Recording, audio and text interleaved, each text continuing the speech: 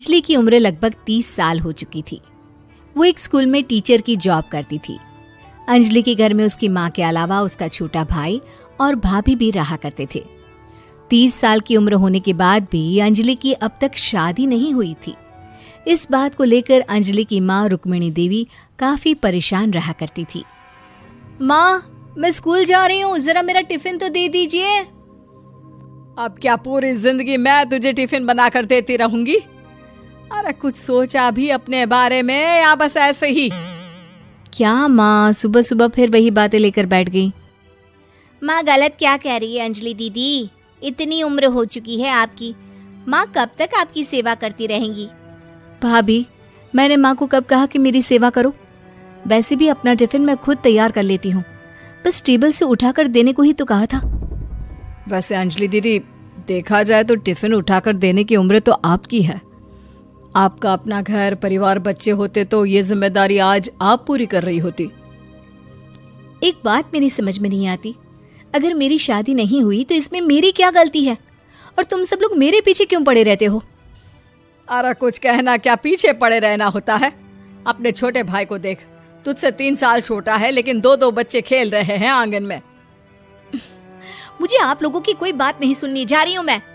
और आप में से किसी को मेरा कोई काम करने की जरूरत नहीं है, मैं खुद संभाल लूंगी। इतना कहकर अंजलि वहां से चली जाती है। शाम को जब अंजलि अपने स्कूल से लौटकर घर वापस आती है तो उसने देखा कि पड़ोस वाली निर्मला चाची वहां पर बैठी हुई थी। क्या बात है अंजलि बिटिया, नौकरी करके वापस आ गई? जी चाची जी, कैसी हैं आप? मैं तो ठीक हूँ बेटा, तुम बताओ शादी के बारे में कुछ सोचा या नहीं? अरे रहने दीजिए ना, इससे तो शादी की बात करना ही बेकार है। कुछ भी कहो तो गुस्सा करती है, बात बात पर आंखें दिखाती है। माँ, आप ऐसा क्यों कह रही हैं? मैंने कब आप पर गुस्सा किया? अरे अंजलि बेटा, तुम्हारी माँ ठीक ही तो कहती है। 30 की होने आई हो, अब तुम्हें भी शादी वादी कर लेनी चाहिए। चाची जी, आप तो ऐसे कह रही हैं जैसे शादी करने से मैंने मना किया हो। रहने दीजिए निर्मला चाची, हमारी अंजलि दीदी को अभी तक उनकी पसंद का दूल्हा नहीं मिला ना, इसीलिए वो शादी नहीं कर रही। भाभी, ऐसी कोई बात नहीं है। अरे तो फिर क्या बात है? तुम्हारी माँ ने तुम्हारे लिए इतने रिश्ते ढूंढे लेकिन तुम्हें कोई पसंद ही नहीं आता। क्या है ना चाची जी, हमारी ननद रानी नौकरी जो करती है ऐसे ही थोड़ी ना किसी को पसंद कर लेंगी। अरे भाई, नौकरी का घमंड है तो बात अलग है, कोई और बात हो तो बताओ, कोई रास्ता निकाला जाए। नहीं चाची जी, कोई बात नहीं है, बस मुझे अभी तक अपनी पसंद का कोई मिला नहीं है।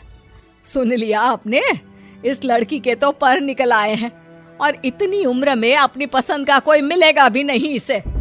माँ, आप मेरी शादी को लेकर हमेशा मुझे ताने क्यों मारती रहती हैं? अपनी माँ की बातें तो ताने लगती है। ताने हैं? बताओ, मैंने कुछ गलत कहा क्या? देखो, ये सब छोड़ो, मेरी दूर की बुआ का बेटा है, उसकी अभी शादी नहीं हुई है।